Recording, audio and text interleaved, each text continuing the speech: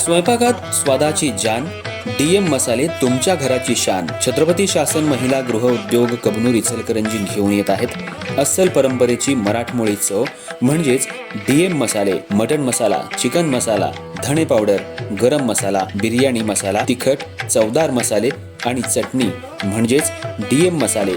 तर आजच आपल्या जेवणाची रंगत वाढवण्यासाठी केमिकल विरहित डीएम मसाले, गृहिणींच्या मनातले मसाले आणि चटणी अवश्य वापरा. डीएम मसाले महिला बचत गटाद्वारे करणारे स्वच्छ माफक दरामध्ये म्हणजेच डीएम मसाले. संपर्क दिव्याताई मगदूम, मोबाईल 91 30 80 22 55.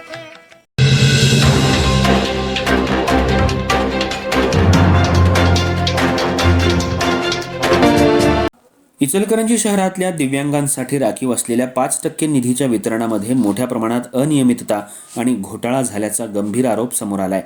या संदर्भात दिव्यांग बांधवांनी थेट महापौरांकडे तक्रार दाखल करत शासन निर्णयानुसार लाभ न देता खोटे शासन निर्णय जोडून दिव्यांगांची दिशाभूल आणि फसवणूक करण्यात आल्याचा आरोप केलाय.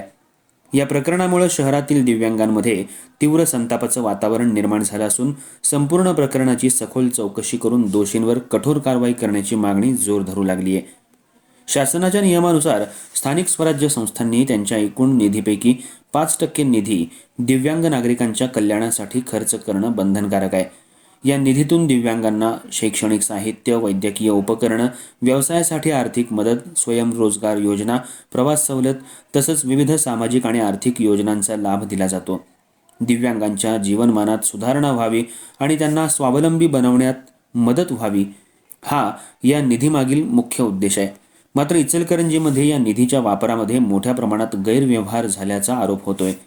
तक्रारदार दिव्यांग बांधवांनी सांगितलं की शासनाच्या मूळ निर्णयानुसार लाभ देणं अपेक्षित असताना प्रशासनाकडून वेगळेच आणि कथित खोटे शासन निर्णय जोडून लाभार्थ्यांची दिशाभूल करण्यात आली. अनेक पात्र दिव्यांगांना योजनांपासून वंचित ठेवण्यात आलं तर काही निवडक व्यक्तींनाच लाभ देण्यात आल्याचा आरोपही करण्यात आलाय. त्यामुळं हा निधी नेमका कुणाला, किती आणि कोणत्या निकषांवर वितरित करण्यात आला याबाबत मोठं प्रश्नचिन्ह उपस्थित होते. महापौरांना दिलेल्या निवेदनात दिव्यांगांनी स्पष्ट शब्दात नाराजी व्यक्त केली आहे. दिव्यांगांसाठी असलेला निधी हा आमच्या हक्काचा आहे, मात्र काही अधिकारी आणि संबंधित घटकांनी नियमबाह्य पद्धतीनं निधीचा वापर करून आमची फसवणूक केली आहे. शासन निर्णयाची चुकीची माहिती देऊन खोटे कागदपत्र जोडण्यात आले. त्यामुळे संपूर्ण प्रकरणाची निष्पक्ष चौकशी करून दोषींवर कठोर कारवाई करावी अशी मागणी निवेदनातून करण्यात आली आहे.